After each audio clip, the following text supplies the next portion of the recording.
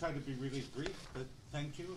I apologize for not being here this morning. I was lecturing to my students about what developing countries have to learn positively from mercantilist states back in the Renaissance era. And I think some of that could be actually useful here. Actually, to say. Now, I'm speaking from some knowledge of these issues garnered through the work that we did at the Crisis States Research Center, particularly around taxation and that component of public financial management systems. I'll say a little bit that's related to that. And also the work that we were involved with in the Do No Harm study, international engagement with state building, international support for state building, which is pretty much the major reference for the state building guidance that you were talking about for OECD. Now, I want to, Mark Robinson is gone now, but he spoke a lot about the politics of public financial management system, and I felt that some of what we've been writing and publishing has actually been assimilated by BFID, and I'm very surprised, so I'm not going to go on about political settlements and the things that he was saying, but I do want to talk about PFM as essentially political in fragile states. If we're going to say what's special about public financial management systems in fragile states, it has to be, there has to be a focus on the political role that public financial management plays, and the budget as a political process. And so I found the report really interesting and very important in its finding about budget execution being that where there is the most progress. And instead of having angst over that, I would say that's what should be actually built upon. There's some real insightful understanding that comes out of the observations in your case studies in relationship to budget execution. And I think this has to do with this particular role of the budget as a political process. Ashraf Ghani's earlier work, his reflections on his period, and I'll say something about Afghanistan. I have 3 points. Afghanistan will be the third one. But the insights that came out of the reflections of Ashraf Ghani are probably more powerful than anywhere else on this question about the budget as a political process. And it's really, I think, in the execution process of the budget, we can see this. So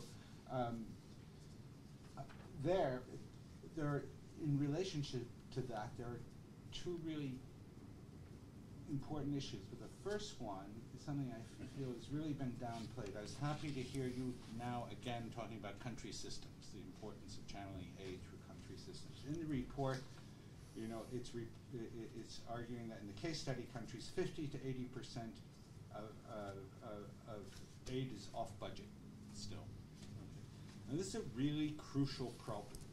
And in our own work that we did around the OECD study, we found something very, very similar.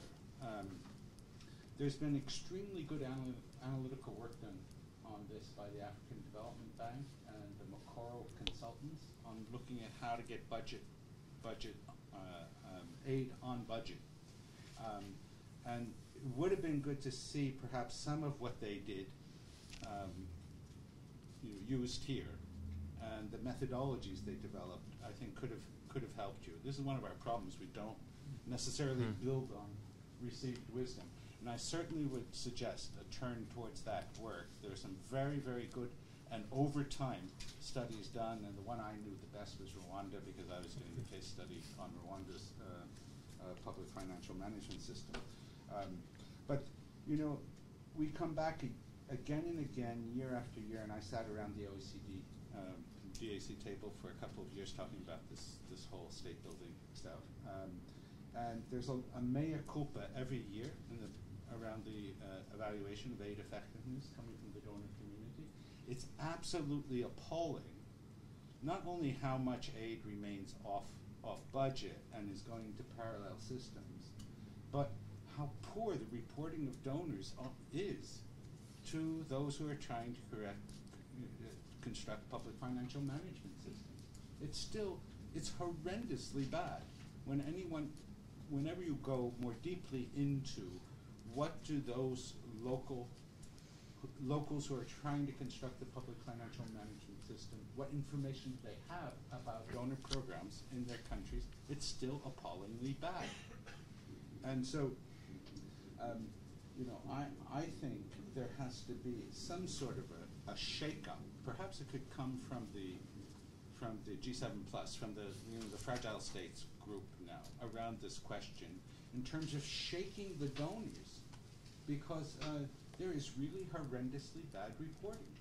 And I don't know if this has changed in the last 2 years, but until 2 years ago, we could document this very well in the case study countries that we looked at. And I think, I'm afraid, they keep saying at the OECD, at the DAC, we're going to improve on this, but there is no improvement here. And this is extremely important, because if you take a political approach around public financial management system, then you say that where the money is going are therefore created centers and networks of decision making.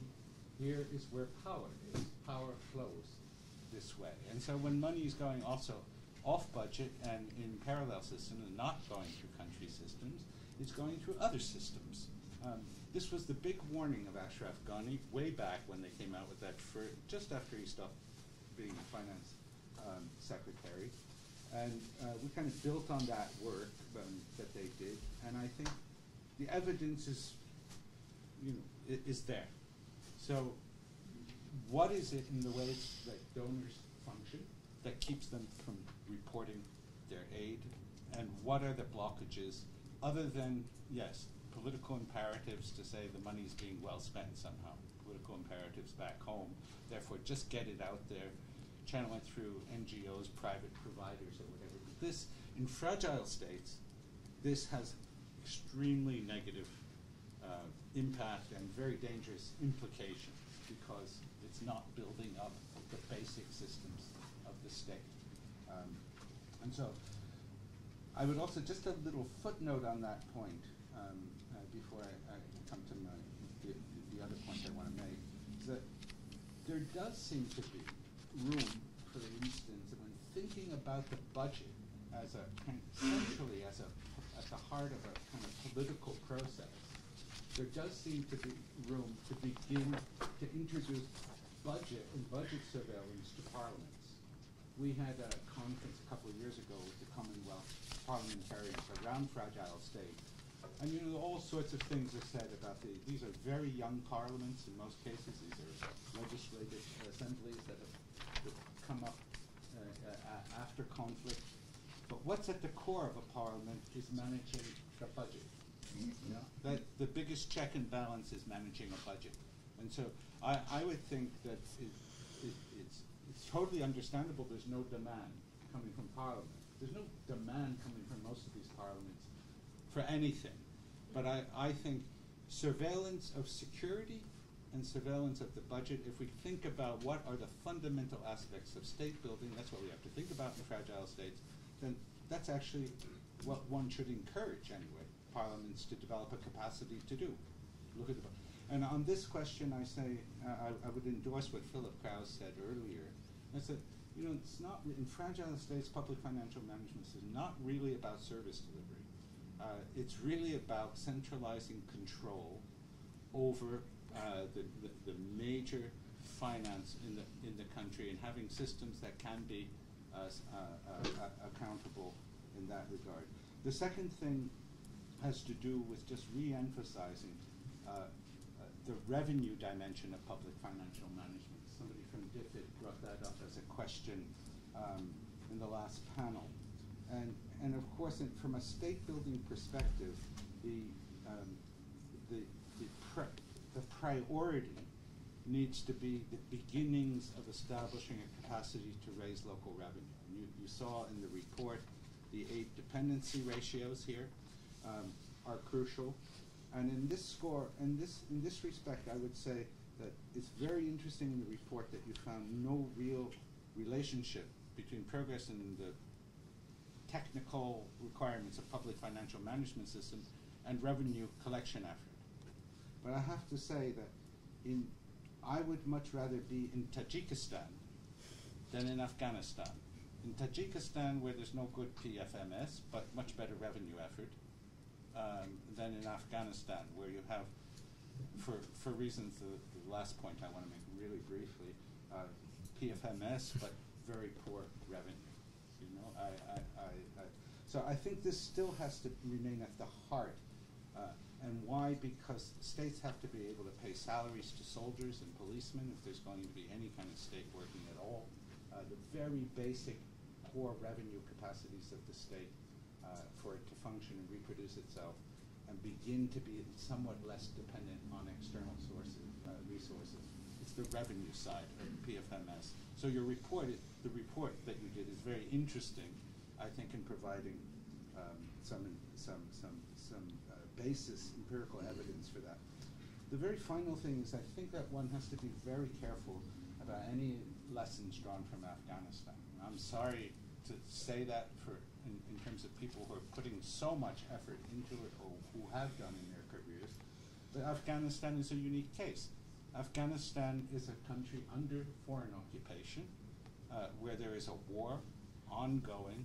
So the kind of critical mass of technical assistance and whatnot that has been put there is completely unusual and not reproducible elsewhere. Building up a very efficient PFMS for it to disappear when the state disappears, which is likely to do when the war unravels. So the lessons there can be discrete ones, and I think, you know, drawing from people like Ashraf Ghani and whatnot who had discrete experiences, one can learn. But there's a real problem in terms of looking at Afghanistan in that sense as a model. So I would caution actually drawing generalizations from that particular case. And just a tiny little illustration of that has to do with, look at the size of the requirement for the Afghan army that has been created as a kind of, you know, army to back up the foreign forces fighting the Taliban, rather than an army that's created actually to build a local state. It's totally impossible for a future Afghan state to finance or pay for that army police operation. Totally impossible. So, I mean, and we could talk about Afghanistan. It's a war effort that's going on by the West, but so it's one has to exercise caution in using it as a case study. Thank you. Thank you.